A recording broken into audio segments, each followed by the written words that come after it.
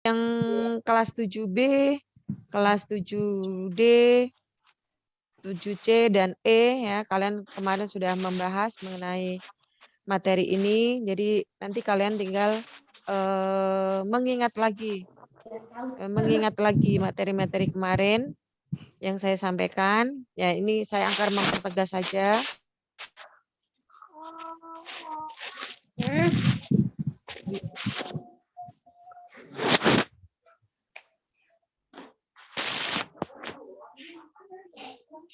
Bentar ya.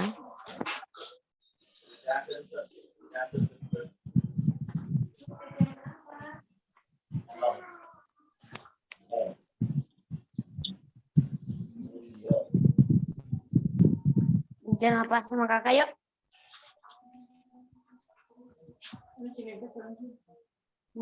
Pak, sini. Oh, yuk.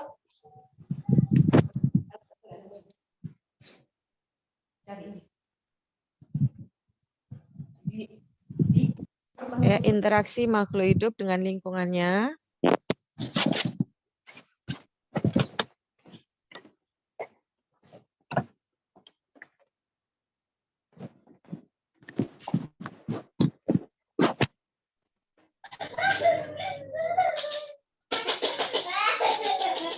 Udah. Bu, ini kalau apa nutup ini gimana nih?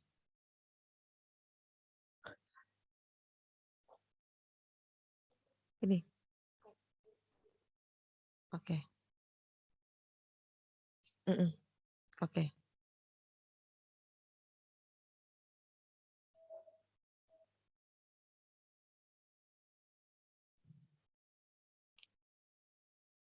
Oke ya, kita mulai interaksi makhluk hidup dengan lingkungannya. Ya, materi ini yang akan kita pelajari pertama adalah mengenai ekosistem. Kalian perhatikan gambar yang ada di layar kalian itu, layar HP kalian.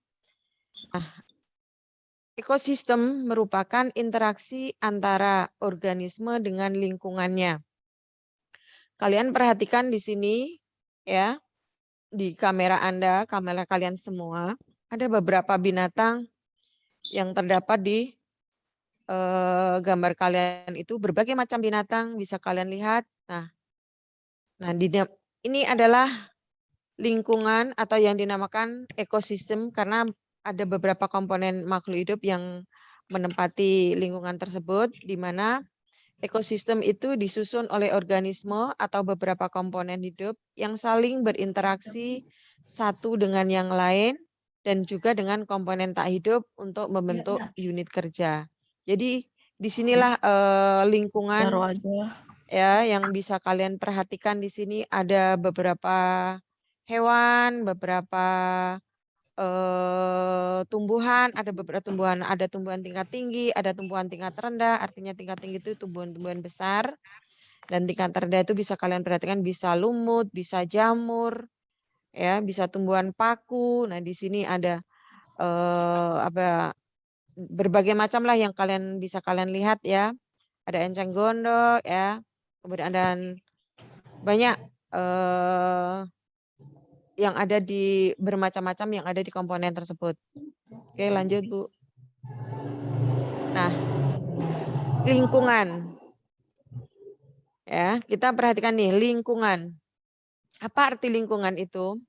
Ya, kemarin kalian sudah pernah melihat lingkungan, sudah pernah membahas mengenai lingkungan, apa arti lingkungan itu. Sudah Ibu contohkan berbagai macam contoh lingkungan. Ada lingkungan rumah, ada lingkungan sekolah, ya. Ada lingkungan pasar, ada lingkungan mal, berbagai macam. Nah, kalian bisa menyimpulkan apa arti lingkungan itu. Kalian perhatikan di sini. Lingkungan berasal dari kata environment yang memiliki makna ya. Bahasa Inggris, mungkin bahasa Inggris kalian lebih fasih daripada saya. Kemudian lingkungan secara umum dapat diartikan sebagai segala sesuatu di luar individu. Segala sesuatu di luar individu. Nah, kamu harus tahu individu ini apa. Ya, kemarin sudah Ibu jelaskan juga pada waktu pertemuan tatap muka kemarin ya. Nah, setiap makhluk hidup memerlukan lingkungan. tertentu sebagai tempat hidupnya. Nah, makhluk hidup memerlukan lingkungan sebagai tempat hidupnya. Nah, tempat hidupnya makhluk hidup itu apa? Dinamakan apa? Ini adalah habitat. Ya. Kata lain arti daripada tempat hidup adalah habitat. Habitat itu adalah tempat hidup kita. Nah, sekarang lagi posisi kita di mana? Nah, itu kalian perhatikan. Itu adalah habitat ya. Oke, lanjut. Mengenai lingkungan terdiri atas 2 komponen utama. Kalian perhatikan nih, kemarin kalian sudah membahas apa komponen biotik, apa komponen abiotik, contohnya apa, macam-macamnya apa. Dari komponen biotik ini terdiri apa saja.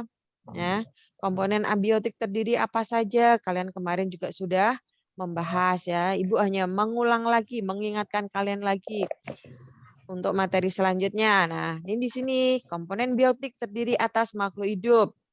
Contoh seperti manusia, hewan, tumbuhan, dan jasad renik. Ini nih ada gambarnya, kalian perhatikan. Ada plantae adalah kelompok tumbuhan, ya, animal kelompok hewan, protista ada kelompok termasuk hewan-hewan yang tergolong protozoa dan sebagainya. Fungus adalah fungi, ya, jamur, bakteri, ya, termasuk itu adalah juga termasuk tergolong makhluk hidup. Nah, kemudian komponen makhluk hidup, komponen abiotik terdiri atas benda-benda yang tidak hidup, diantaranya nih air, tanah, udara, dan cahaya. Nah, kemarin juga sudah kalian bisa menyebutkan, ya, ada semua di sini. Kalian perhatikan gambarnya, ya. Jadi kemarin contoh-contoh soal sudah Ibu sampaikan juga, menyebutkan komponen biotik, contohnya juga sudah ada, komponen abiotik, contohnya juga sudah ada. Nah, Ibu hanya mengingatkan lagi. Oke, lanjut. Nah, interaksi dalam ekosistem membentuk suatu pola, di mana setiap organisme tersebut tidak dapat hidup sendiri dan selalu bergantung pada organisme yang lain dan lingkungannya. Nah, kita di sini tidak bisa hidup secara individu. Ya, kita selalu memerlukan orang lain. Hewan pun juga begitu. Dia tidak bisa hidup di lingkungan sendiri tanpa ada temannya atau tanpa ada organisme yang lain. Saling ketergantungan. Nah, ini di antara manusia maupun hewan ya atau tumbuhan hidupnya saling bergantung, saling menggantungkan, saling ketergantungan di antara makhluk hidup lain. Nah, saling ketergantungan ini akan membentuk suatu pola yang dinamakan dengan interaksi, saling berinteraksi. Kita hidup tanpa berinteraksi dengan makhluk hidup yang lain, ya. Tunggu bentar. Kita akan mengalami istilahnya mati di tempat ya, artinya kita tidak bisa ngapa-ngapain tanpa bantuan orang lain. Kemudian terjadi interaksi antara komponen biotik dengan komponen abiotik dan terjadi interaksi antara sesama komponen biotik. Nah, ini ya. Jadi antara komponen biotik dan abiotik itu saling berhubungan ya. Kemudian interaksi antara makhluk hidup dengan makhluk hidup yang lain dapat terjadi melalui rangkaian peristiwa makan dan dimakan maupun melalui bentuk hidup bersama. Nah, makan dan dimakan. Mungkin kalian ingat pengertian apa itu kemarin? Halo? Ayo, 7B, 7D, 7C, 7E apa? Arti makanan. Peristiwa makan dan dimakan apa? Ada yang bisa menjawab? Rantai makanan. Rantai makanan ya. Kemarin kalian juga sudah bisa membahas yaitu adalah rantai makanan. Nah, di sini kita mengulang lagi contoh ya, rantai makanan adalah sebuah peristiwa makan dan dimakan antara sesama makhluk hidup dengan urutan-urutan tertentu. Nah, ini kalian perhatikan nih di layar kalian. Contoh rantai makanan nih. Ada rumput, ada tikus, ada ular, ada burung elang, kemudian ada pengurai. Nah, Di sini adalah pengurai atau dekomposer ya, pengurai. Punya kamu kameranya di mana? Saya ulangi lagi ya, tolong kameranya jangan ditutup. Ya, nanti saya anggap kalian tidak ikut Zoom ya, tidak saya absen. Walaupun kamu ikut di situ, tapi kalian tidak akan saya absen. Ini kalian perhatikan, ini adalah rantai makanan sawah, ya, rantai makanan sawah. Kalian bisa perhatikan tuh. Rumput dimakan oleh tikus, tikus dimakan oleh ular, ya, ular dimakan oleh burung elang mati akan diuraikan oleh kemarin diuraikan oleh apa kemarin? Bakteri. Nah, rantai makanan itu contohnya banyak sekali ya. Jadi tidak hanya rantai makanan di sawah saja, bisa juga rantai makanan di lingkungan kalian, mungkin di sungai-sungai kecil ya, kolam bisa ya, rantai makanan di kolam, kemudian bisa kemarin Ibu udah memberikan contoh, ada beberapa contoh ya rantai makanan yang sudah kalian tulis. Nah, di sini juga ada nih contoh yang kedua, misalnya nih phytoplankton. Nah, ini hewan yang sangat kecil akan dimakan oleh zooplankton. Zooplankton akan cari ikan kecil akan ikan besar. Nah, nih kalian bisa melihat ini contoh yang kedua. Nah, paus bergigi mati akan diuraikan dan kembali lagi ke fitoplankton. Muter terus. Nah, selebihnya intinya kadang kamu jangan sampai lupa loh ya untuk membedakan rantai makanan dan jaring-jaring makanan. Dan untuk jaring-jaring makanan nanti akan disampaikan oleh Bu Puput ya. Selebihnya nanti mungkin akan diperjelas lagi oleh Bu Puput ya, serangkaian interaksi makhluk hidup ini. Oke, lanjut Bu. Oke, halo, suara saya terdengar? Halo? Terdengar, Bu. Terdengar, oke. Ya. Oke, syukur kalau terdengar. Nah,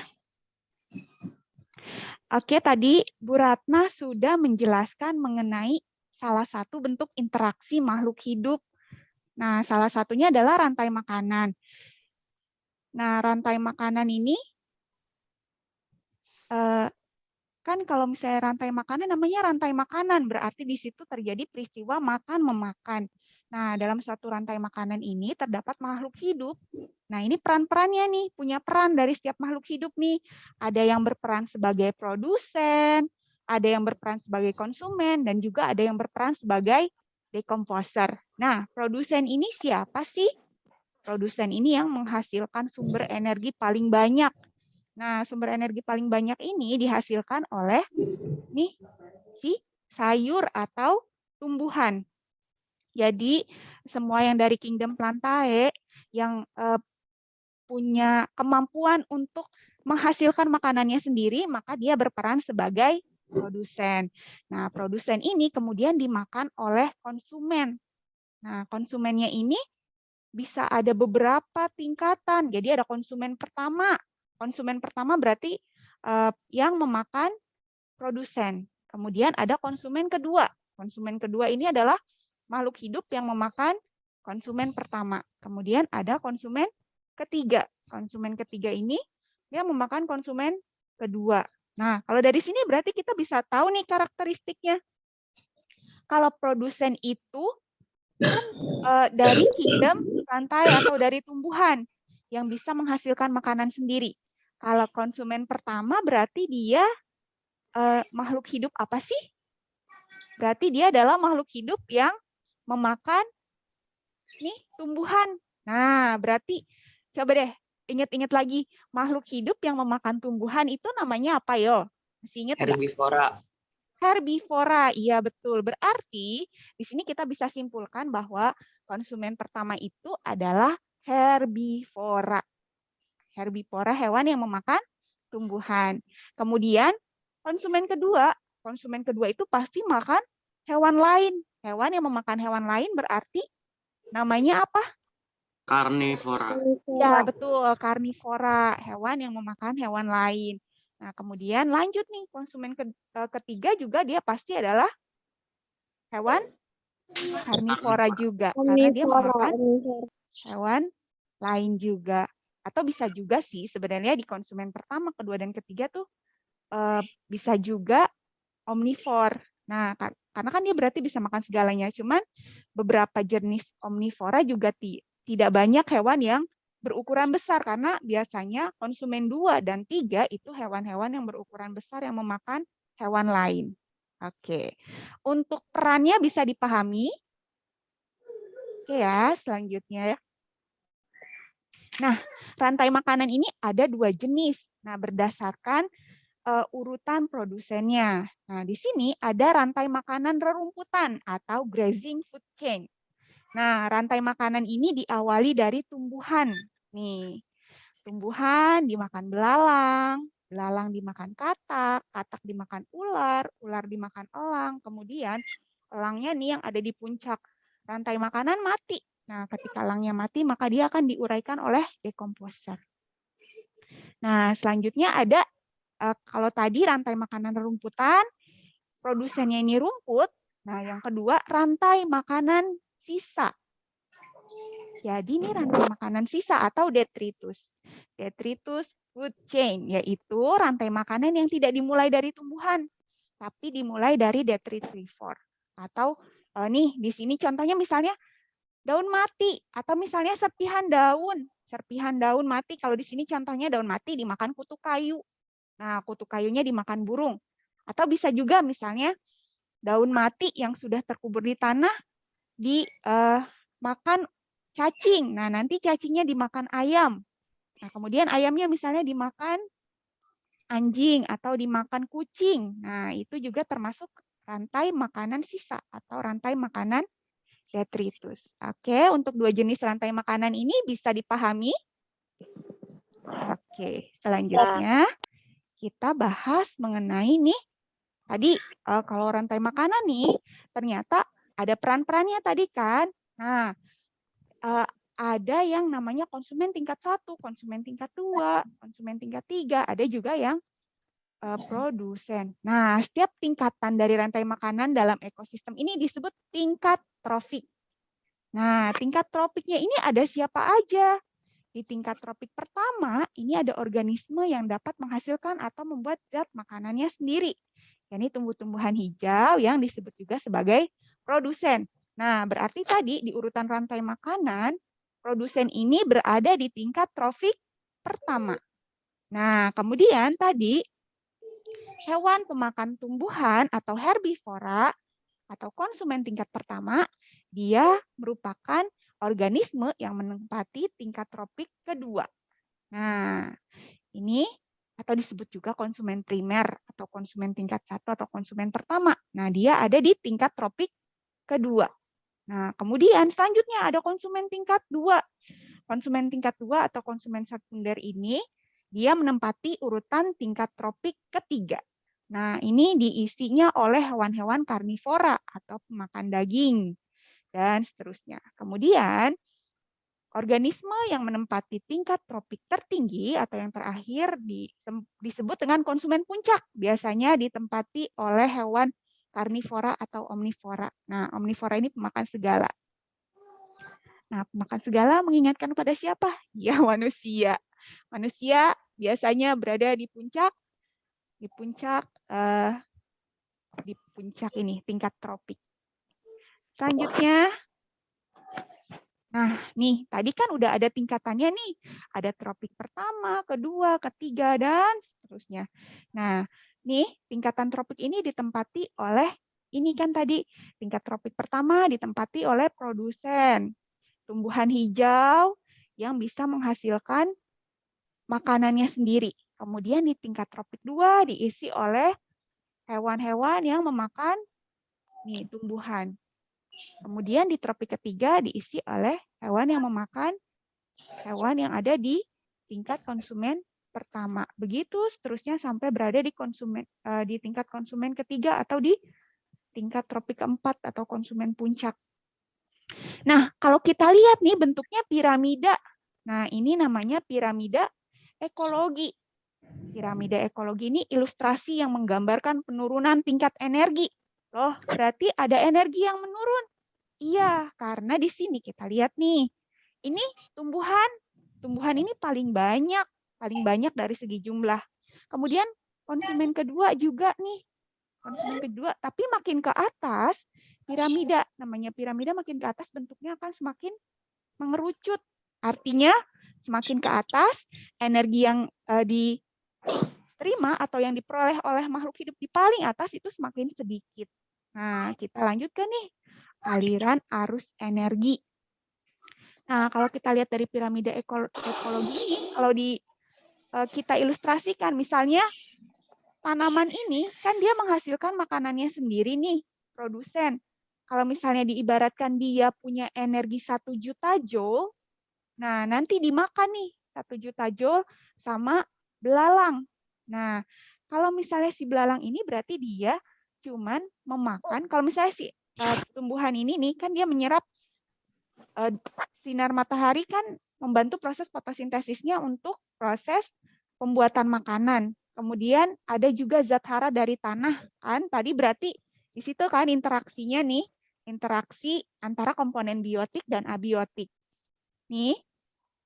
Jadi si tumbuhan ini atau produsen ini punya 1 juta energi nih. Ini kita misalkan ya, karena kan kita juga belum tentu perhitungannya tepat. Nah, kita ibaratkan nih seandainya si tumbuhan ini punya 1 juta joule energi.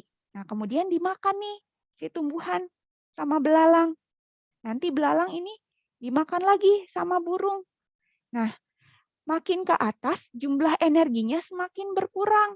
Kenapa kok bisa berkurang? Karena hewan-hewan ini melakukan kegiatan. Nah, jadi ada juga energi yang berubah. Nah, bukan hilang ya, tapi energi berubah. Energinya berubah jadi apa? Berubah jadi aktivitas. Kemudian dikeluarkan dalam bentuk zat sisa.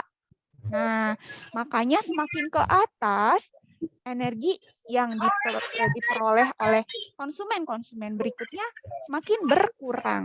Gitu. Nah, untuk arus energi bisa dipahami ya. Jadi kalau misalnya mau dapat energi paling banyak, berarti yang harus kita konsumsi adalah yang ada dari yang dihasilkan oleh produsen gitu. Selanjutnya, nah ini. Jadi tadi kita belajar mengenai rantai makanan. Nah, rantai makanan nih akan bergabung nih. Gabungan dari beberapa rantai makanan ini akan membentuk jaring-jaring makanan. Nah, bahasa kerennya jaring-jaring makanan ini adalah kalau tadi rantai makanan food chain, kalau jaring makanan food web. Nah, jejaring, nah, web. Oke, nah kita bisa lihat di sini nih. Ini ada jaring makanan nih. Pertama misalnya tumbuhan. Nah, tumbuhan ini nggak cuma dimakan kelinci doang, tapi juga tumbuhan bisa dimakan tikus, kemudian tumbuhan ini bisa dimakan belalang, tumbuhan bisa dimakan burung pemakan biji-bijian. Kemudian nih misalnya si kelinci. Kelinci nanti bisa dimakan rubah, tapi kelinci juga bisa loh dimakan sama elang. Nah, lihat deh kalau misalnya kita lihat dari sini, berarti si jaring makanan ini enggak cuman terdiri dari satu rantai, tapi dari banyak rantai. Lihat dari sini. Nih, kalau misalnya kita ikuti tanda panahnya nih, dari tumbuhan, kelinci, rubah, udah satu tuh. Tumbuhan, tikus, rubah, 2. Tumbuhan, tikus, elang, 3. Wah, ada banyak nih. Tumbuhan dimakan burung pemakan biji-bijian, burung pemakan biji-bijian dimakan elang, atau burung pemakan biji-bijian dimakan ular. Nah, berarti jaring-jaring makanan ini terdiri dari banyak rantai makanan. Oke, sampai sini udah paham nih ya. Tadi ada rantai. Rantai nih, rantai makanan bergabung akan membentuk jaring makanan. Selanjutnya nih, jaring makanan nih apa sih? Nah, jaring makanan kan tadi tuh, jaring makanan terdiri dari rantai makanan. Kemudian jaring makanan bedanya apa sama rantai makanan? Nih, organisme yang terkumpul pada jaring makanan memiliki beberapa jenis organisme yang dapat dipilih menjadi makanannya. Kayak tadi misalnya tikus bisa dimakan sama rubah. Tikus juga bisa dimakan sama elang. Tikus juga bisa dimakan sama ular. Nah, berarti kan organismenya ini dapat dipilih menjadi makanannya. Jadi satu organisme bisa dimakan oleh organisme yang lain dari beberapa jenis. Nah, kemudian jumlah setiap tingkat tropiknya juga boleh lebih dari satu organisme. Kayak tadi tuh misalnya konsumen keduanya yang makan si tikus kan tadi ada rubah, ada elang, ada ular. Nah, kan jadi satu tingkat tropik diisi oleh banyak organisme. Nah, kemudian nih, jaring makanan dapat diurai menjadi sejumlah rantai makanan yang menyusunnya. Nah, itu ya. Oke. Nah, selanjutnya nih, tadi kan interaksi antar makhluk hidup tuh ada rantai makanan, kemudian ada jaring-jaring makanan. Selanjutnya nih, interaksi itu juga bisa melalui hubungan hidup bersama. Nah, hubungan hidup bersama antar makhluk hidup ini dinamakan simbiosis. Nih, simbiosis ini adalah interaksi antara satu makhluk hidup dengan makhluk hidup lainnya. Nah, simbiosis ini dibagi menjadi 3 macam. Ada simbiosis mutualisme, simbiosis komensalisme, dan simbiosis parasitisme. Kayaknya udah pada hafal deh. Soalnya ini cuma ngulang doang pelajaran waktu SD-nya. Coba deh, Bu Puput pengen tanya nih. Simbiosis mutualisme ada yang masih ingat nggak? Ayo, simbiosis Dua-duanya mutualisme. untung. Sama untung, Kak. Dua-duanya Sama-sama untung. menguntungkan, betul. Simbiosis yang makhluk satu dan makhluk lainnya nih, yang hidup bersama mereka sama-sama diuntungkan. Nah, berarti kalau misalnya kita buat gambar emotikonnya sama-sama senyum. Nah, kalau misalnya komensalisme, Biasa saja. biasa saja. Biasa saja berarti yang satu B aja, yang satu B aja Ya. juga. Enggak dong. Satunya Yang biasa diuntungkan. ajanya siapa? Yang satu biasa. Satunya diuntungkan dan satunya lagi tidak dirugikan. Yang satu diuntungkan, yang satunya lagi tidak dirugikan. Oke, kalau misalnya kita buat emoticon, yang satu B aja, yang satu senyum. Oke, lanjutnya parasitisme. Kalau parasitisme, Satunya diuntungkan dan satunya lagi dirugikan. satunya diuntungkan, satunya dirugikan. Nah, berarti yang satu emotikonnya senyum, yang satu emotikonnya Sedih. sedih. Ini berarti yang satu toksik ya. Kalau misalnya kita bahasanya anak sekarang, ya enggak, itu namanya parasit. Oke. Kalau gitu, sebelum Bu Puput nge-share nih contohnya, coba deh, yang mutualisme, contohnya apa? Simbiosis mutualisme, yang dua-duanya diuntungkan. Contohnya apa? Lebah dan bunga. Lebah dan bunga. Coba, untungnya apa sih lebah? Lebah dan madu. Lebah dan madu? Lebah dan madu mah. Kupu-kupu. Madu dihasilkan sama lebah. Lebah dan bunga, oke, lebah dan bunga. Lebah diuntungkannya apa? Apa keuntungan lebah? Mendapatkan sari bunga. Mendapatkan sari bunga atau nektar sebagai makanannya. Terus bunga dapat untung apa? Ditemplokin sama lebah. Atau ada lebah hinggap di bunga. Untungnya apa sih buat bunga? Apa ya? Kawin. Bunganya kawin. Bunganya kawin. Iya, membantu penyerbukan bunga. Jadi bunganya bisa kawin atau berkembang biak. Betul. Oke. Tadi itu bisa diterima ya. Tadi simbiosis mutualisme contohnya bunga dan lebah. Bunganya dibantu dalam proses penyerbukan sehingga serbuk sarinya bisa pindah ke bunga lain atau masuk ke puntik bunga lain. Kemudian si lebahnya dapat makanan. Terus sekarang kalau komensalisme, yang satu tidak dirugikan atau diuntungkan, atau B aja, yang satu diuntungkan. Nah, contohnya apa nih?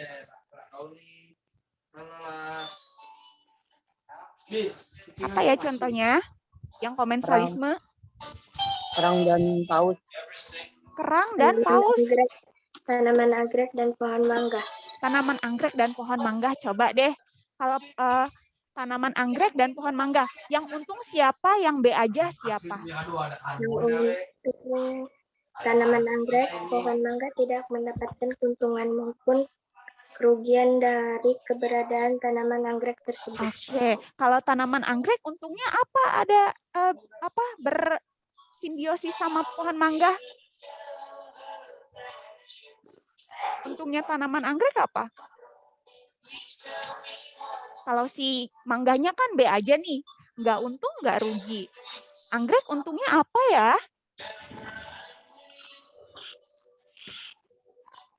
Apa ya? Tadi kalau komensalisme kan udah nih, pohon mangganya tidak untung juga tidak rugi. Kalau misalnya si pohon anggreknya untungnya apa? Apa ya?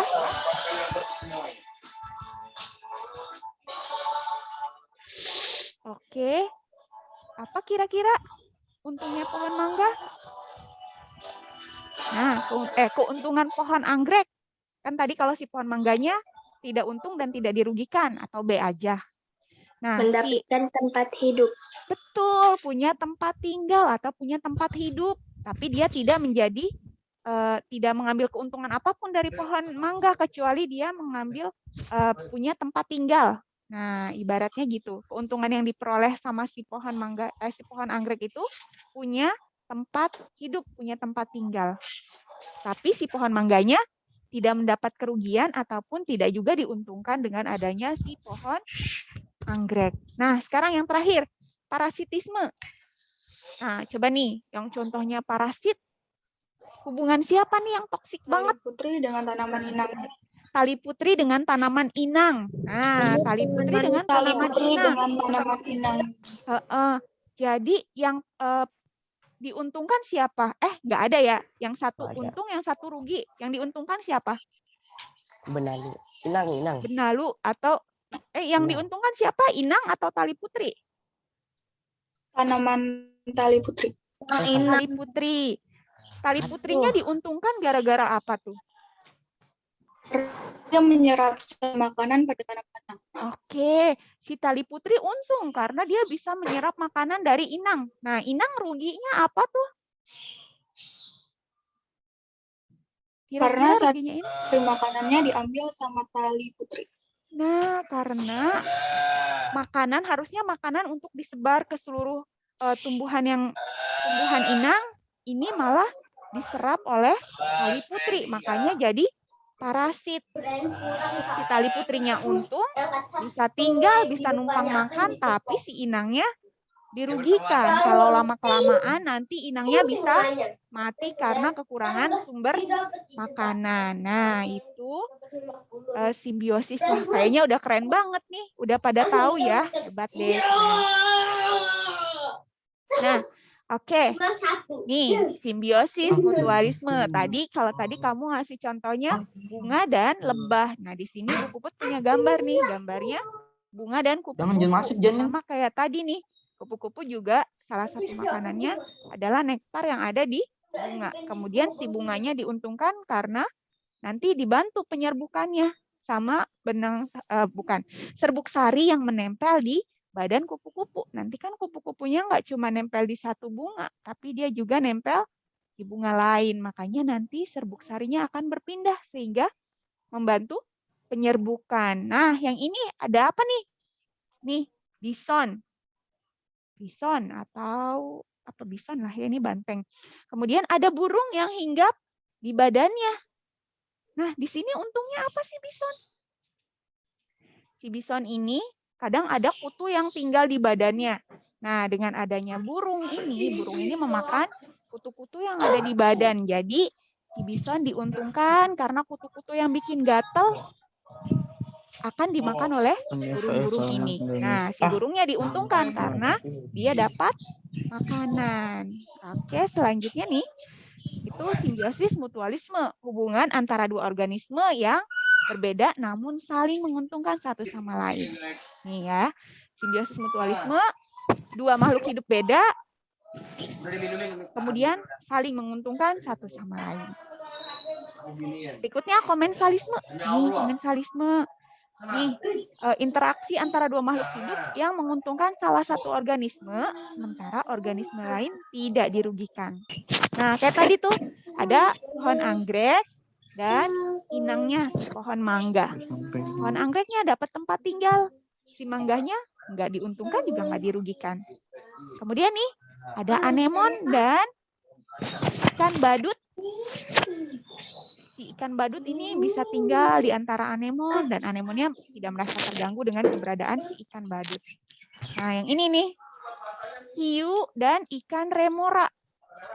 Hiunya nggak merasa keberatan kok ada remora di sekitarnya karena nanti si remora ini diuntungkan karena dia bisa makan kerang atau yang menempel di tubuh hiu atau sisa makanan, misalnya si hiunya habis berburu. Nah, kemudian ada sisa makanan. Nah, nanti mereka ikut makan. Atau ini nih, ikan-ikan ini sama penyu.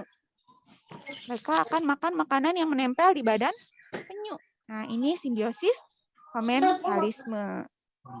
Selanjutnya ada parasitisme. Nah, tadi contohnya tali putri nih.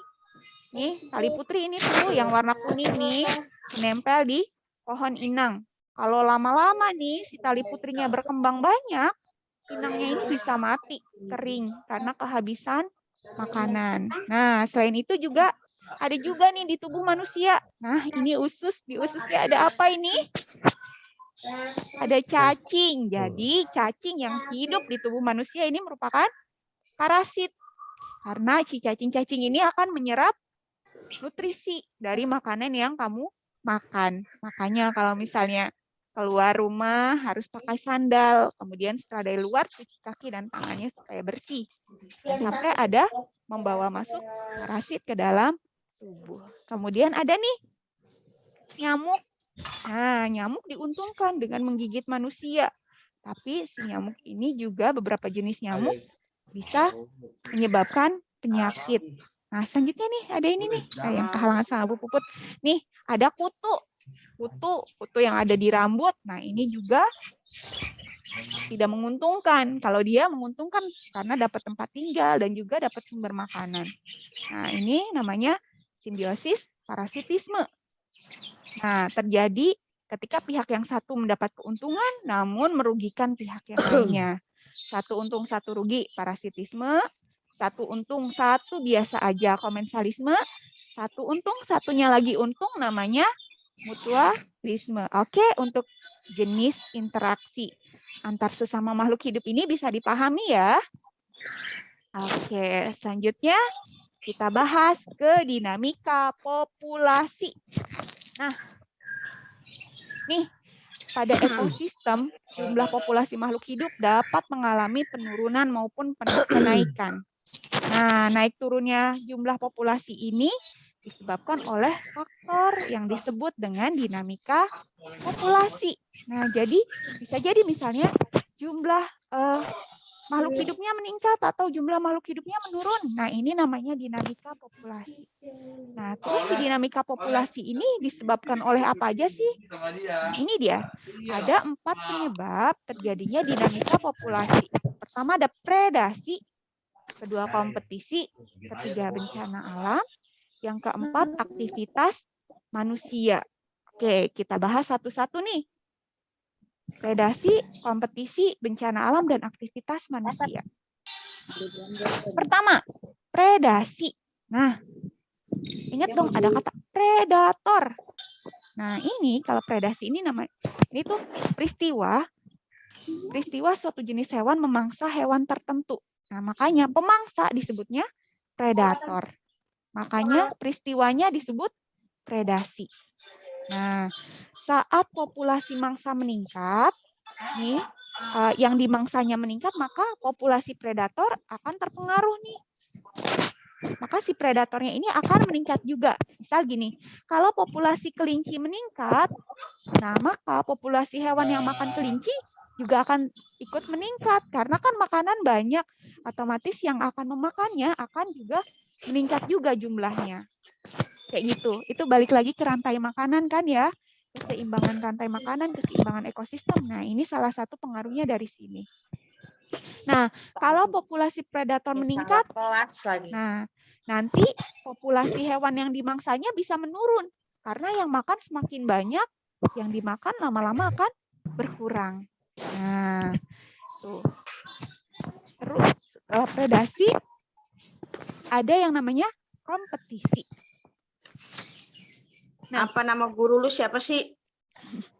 Oke, kompetisi adalah peristiwa persaingan beberapa jenis makhluk hidup yang bertujuan untuk mendapatkan makanan, pasangan, atau wilayah kekuasaan.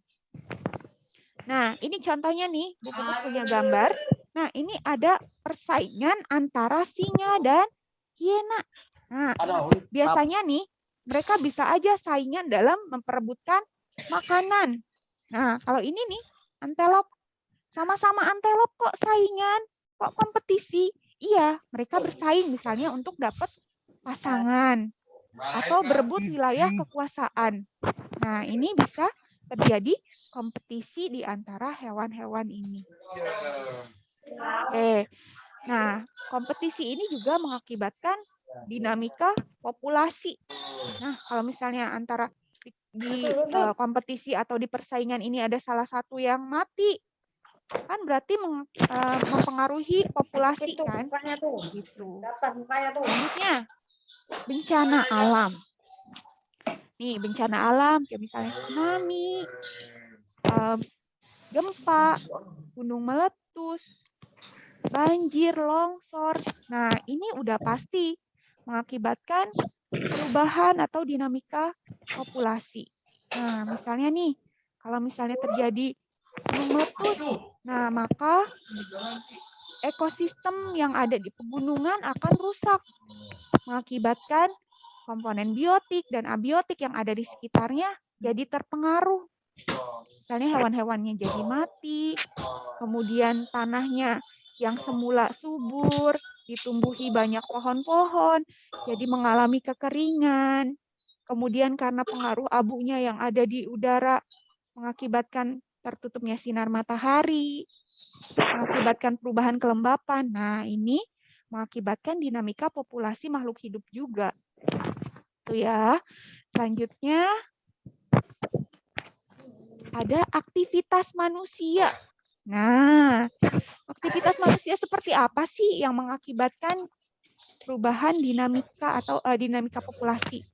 Nah, diantaranya ada penebangan pohon yang dilakukan secara ilegal atau illegal logging.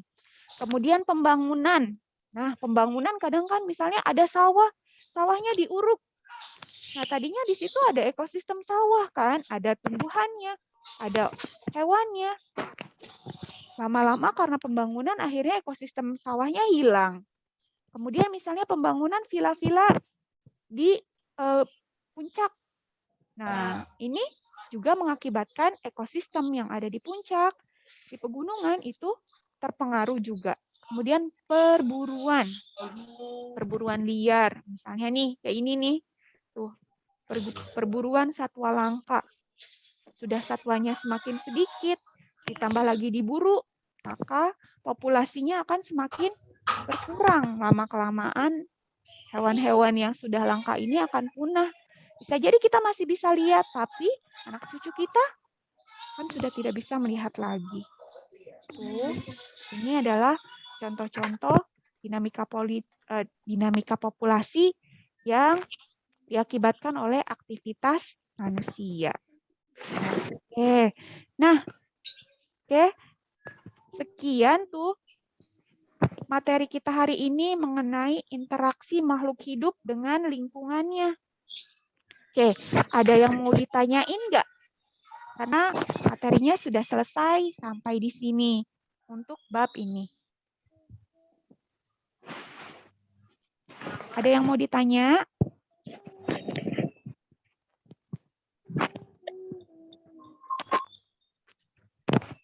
Kalau ada yang mau ditanya, boleh angkat tangannya nih. Klik di reaction, terus kemudian angkat tangan. Kira-kira apa yang mau ditanyakan mengenai materi yang sudah disampaikan tadi mulai dari yang disampaikan oleh Bu Ratna, kemudian dilanjut oleh Bu Puput. Kira-kira ada nggak sih yang mau kalian tanyakan dari ini, dari apa yang sudah kita jelaskan?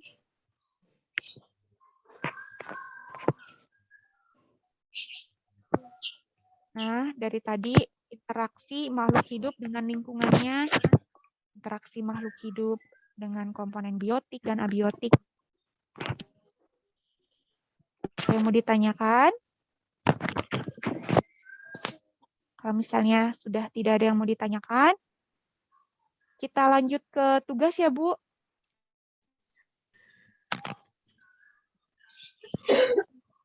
Yuk.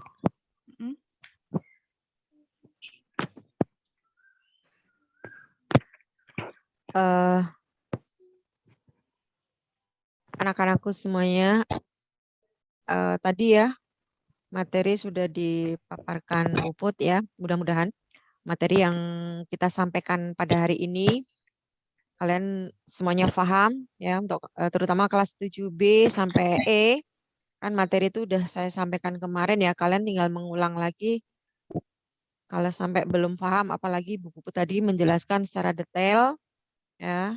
Kalau sampai kalian benar-benar nggak bisa memahami ya kebangetan ya.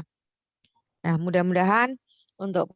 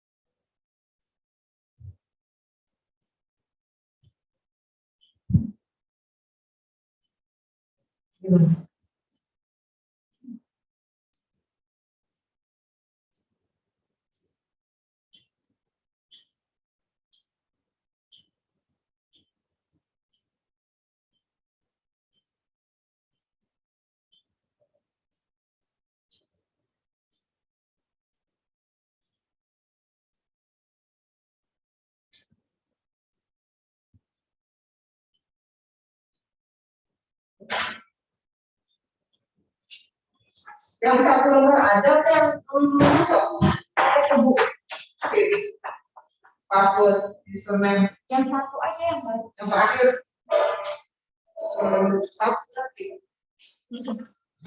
Ngisinya di mana? Di sini. Bukan di laptop sendiri. Di sini juga bisa. Bisa. Di sini bisa. Masih apa? Enggak, maksudnya apa aja yang diperluin. Oh, yang itu di handphone ya? Belum di print. Yang Miss Ayu itu.